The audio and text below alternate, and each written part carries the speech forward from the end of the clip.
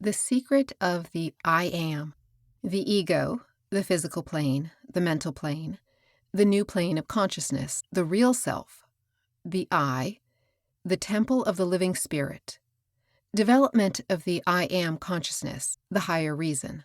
Lord of 1,000 worlds am I, and I reign since time began, and night and day in cyclic sway shall pass while their deeds I scan. Yet time shall cease ere I find release, for I am the soul of man. Charles H. Orr. Many of us are accustomed to thinking of ourselves on the physical plane alone. When we think of the ego, the I of ourselves, we picture it as a human body with organs ranging from the finest, the brain, down to those of coarser atomic structure. To one living on this plane of consciousness, the body is the real self, and the mind but an appendage to the body. Such a man speaks of my mind or my soul, as he speaks of my hat, my coat, my shoes, as things belonging to him, which he uses, but which are not him. To him, the body is the real man, the mind something useful to the body, the spirit a nebulous, hypothetical something of which he has but a hazy idea and no consciousness. He lives on the physical plane alone.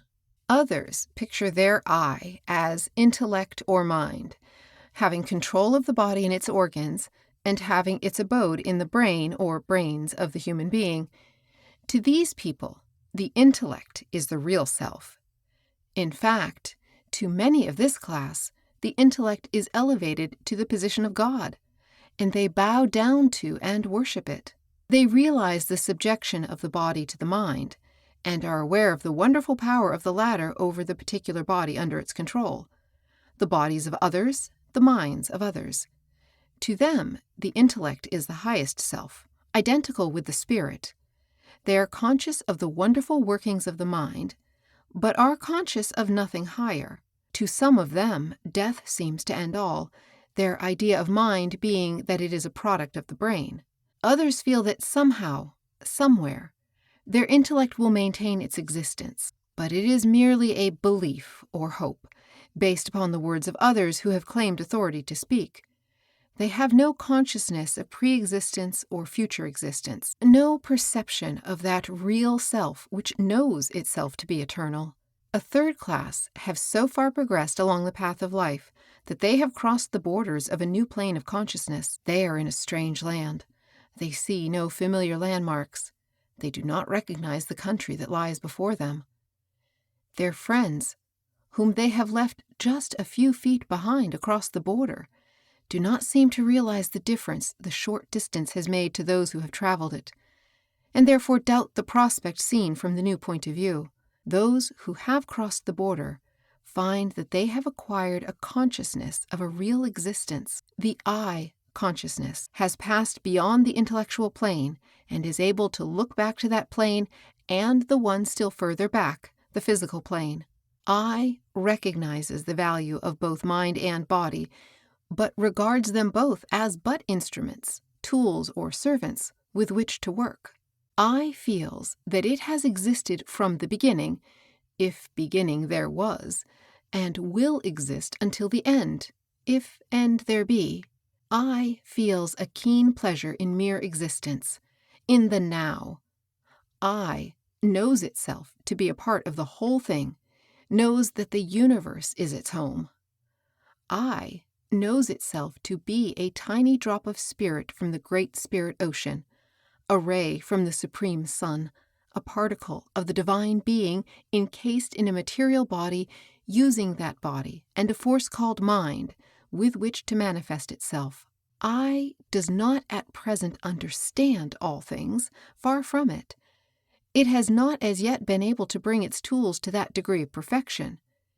It merely knows that it is, and has always been, and always will be. I allows intellect to indulge in speculations, but contents itself with the knowledge that it is. It frets not itself with the problems of the past or future, but lives in the now, and knows itself to be a part of the whole. I knows that it cannot be destroyed or injured, that it exists in accordance with law, and that law is good, and asks no further light at this time, knowing that in its progress through matter, discarding sheath after sheath, more knowing will surely come. It says trustfully and confidently to the Absolute, "Thy will be done." Knowing itself to be immortal, I has no fear of the death of the body. One body is as good as another to it. It is willing to lay aside the body as it does a coat, when it has outworn or outgrown it. Knowing itself to be impregnable to harm, I has no fear thought. It fears nothing. Knowing that the law is working for development, always for ultimate good, I is not disturbed by the cares, troubles, and sorrows of life. It knows them for what they are. The body may be in pain, the mind may be burdened with sorrow, but I, knowing, smiles. I knows itself to be one with the I of all living creatures, and knowing this cannot manifest hate, fear, envy, jealousy. It cannot despise or condemn. These and other feelings of the old life drop from the person like a discarded mantle when I mounts its throne. I recognizes that others may not have progressed so far on the path as itself, but knows them to be but fellow travelers on the same road, who are doing the best they know how, considering their stage of the journey. I recognizes ignorance, not evil.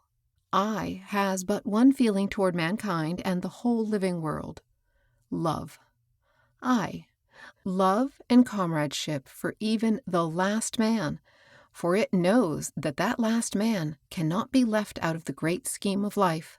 I knows that it has traveled a long road leading to its present position, and that all life is traveling the same. I looks back and sees others covered with the mire and dust of the road far back on the path, but knowing that it has traveled the same stage of the journey, been covered with the same mire and mud, it cannot condemn. I knows that it is but on the threshold of the new consciousness, the borderland of the cosmic knowing, and that far beyond lies regions of marvelous beauty which will in turn be traveled, and then on, increasing in strength and knowing power each day. I sees endless phases of existence opening up in the vision. It cannot at this time understand, but it knows of the existence of the law and is content. I has the courage of intelligent faith, and presses forward cheerfully to the divine adventure. All this, and more. To the man or woman who understands, the task of self-development becomes a labor of love, an exalted task rather than the mere selfish striving after power. As the sculptor saw in the block of marble the form of the angel, and was impelled to cut away the surrounding material in order to liberate the angelic form, so may we, seeing the godlike form within us, strive to liberate it. That inner form is the real self, the I. If you have never realized this truth, relax body and mind and indulge in a little introspection. Turn your gaze inward. Listen to the voice of the Spirit. You will be conscious of a faint recognition of the something within, striving to make itself manifest to your understanding, asking for the proper tools with which to work. Listen in the silence. Day by day, the voice will grow plainer. Day by day, the light will grow brighter. Your own is coming to you at last. Oh, joy unspeakable. Oh, tears. Oh, laughter. After long ages, you are coming in sight of the promised land. Know yourself, O man. Know that you have within you the divine spark, to which both body and mind are but servants. Know that your body is the temple of the living Spirit and respect it as such. Know that your intellect is but the instrument of the manifestation of the Spirit, the I. Do not crawl on your belly like a worm. Do not humble yourself in the dust and call upon heaven to witness what a despicable creature you are. Do not call yourself a miserable sinner, worthy only of eternal damnation. No, 1,000 times, no. Rise to your feet. Raise your head. Face the skies. Throw back your shoulders. Fill your lungs with nature's ozone. Then say to yourself, I am. Man has acquired a wonderful power when he can understandingly say, I am a part of the eternal life principle. I am created in the divine image. I am filled with the divine breath of life. Nothing can hurt me, for I am eternal. The first requisite for the acquirement of an understanding of the law is the recognition of the existence and the power of the real self, the I. The more complete the recognition, the greater the power. Special directions for the acquirement of this faculty of recognition cannot be given. It must be grown into and felt, rather than reasoned out by the intellect. You will not be long in doubt as to whether or not you are on the right track.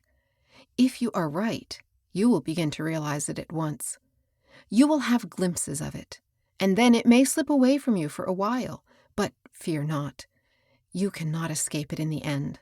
You will feel that your body is but as a garment, which, whilst covering you temporarily, is not you. You will feel that you are separate and apart from your body, although for a time living in it. You will feel that you could as well live in some other body and still retain your sense of individuality. You will realize that even your mind is not you, but is merely the instrument through which you manifest yourself, and which, imperfect, prevents the complete expression of the spirit. In short, when you say or think, I am, you are conscious of the existence of your real self and feel the growth of a new sense of power within you. This recognition of the self may be faint, but encourage it, and it will grow, and whilst growing will manifest itself to your mind by impressing upon the latter the knowledge of the proper plan for further development. It is another example of, to him that hath shall be given. This mere calling of their attention to the fact will awaken the first glimmer of recognition in some. Others will find it necessary to reflect upon the idea and awaken to a recognition of the truth more slowly. Some will not feel the truth. To such I say, the time is not yet ripe for your recognition of this great truth, but the seed is planted, and the plant will appear in time. This may seem like the veriest nonsense to you now, but the time will come when you will admit its literal correctness. You will find that a desire has been created that will cause a mental unrest until more light is received. As Walt Whitman says, my words will itch in your ears till you understand them. As Emerson says, you cannot escape from your good. To those who feel the first indications of the awakening of the spirit, I say, carry the thought with you, and it will unfold like the lotus, naturally and gradually. The truth once recognized cannot be lost, and there is no standing still in nature. What has been said is but a faint hint of a mighty truth, which nestles in the bosom of the esoteric teachings of all religions, in the philosophies of the Orient and of ancient Greece. You will find it in the songs of the poets, in the writings of the mystics. The advanced science of this age touches it without recognizing it fully. It is not a thing that can well be conveyed by words. It is not easily comprehended by purely intellectual processes. It must be felt and lived out by those who are ready for it, those for whom the time has come. It has been known to the few throughout all ages and in all times. All races have known it. It has been handed down from teacher to pupil from the earliest days. It is that truth which Edward Carpenter refers to when he says, "Oh, let not the flame die out, cherished age after age in its dark caverns, in its holy temples cherished, fed by pure ministers of love. Let not the flame die out." It is difficult to convey even a hint of this truth to any but those who are prepared to receive it. To others it will seem to be arrant folly. As Emerson says, every man's words who speaks from that life must sound vain to those who do not dwell in the same thought on their own part. I dare not speak for it. My words do not carry its august sense. They fall short and cold. Only itself can inspire whom it will. Yet I desire, even by profane words, if sacred I may not use, to indicate the heaven of this deity, and to report what hints I have collected of the transcendent simplicity and energy of the highest law. If you prefer to try to solve the problem of life, the riddle of the universe, by scientific investigation, by exact reasoning, formal thought, mathematical demonstration, by all means follow this method. You will be taught the lesson of the power and the limitations of the human intellect, and after you have traveled round and round the circle of thought and find that you are but covering the same ground over and over again, after you have run into the intellectual cul-de-sac, the blind alley of logic, after you have beaten your wings against the cage of the unknowable and fall exhausted and bruised, after you have done all these things and have learned your lesson, then listen to the voice within. See the tiny flame which burns steadily and cannot be extinguished. Feel the pressure of the something within and let it unfold.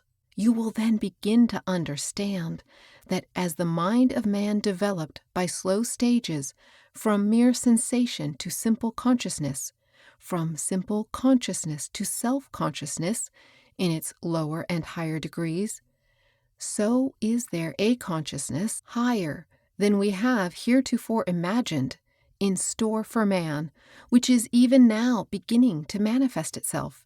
You may then understand that there may be an intelligent faith which knows, not simply believes. These and other lessons you will learn in time, and when you have reached the stage where you feel the promptings of the higher reason and live in accordance therewith, you will say with Carpenter, "Lo, the healing power descending from within, calming the enfevered mind, spreading peace among the grieving nerves. Lo, the eternal Savior, the sought after of all the world, dwelling hidden, to be disclosed within each. O joy insuperable!"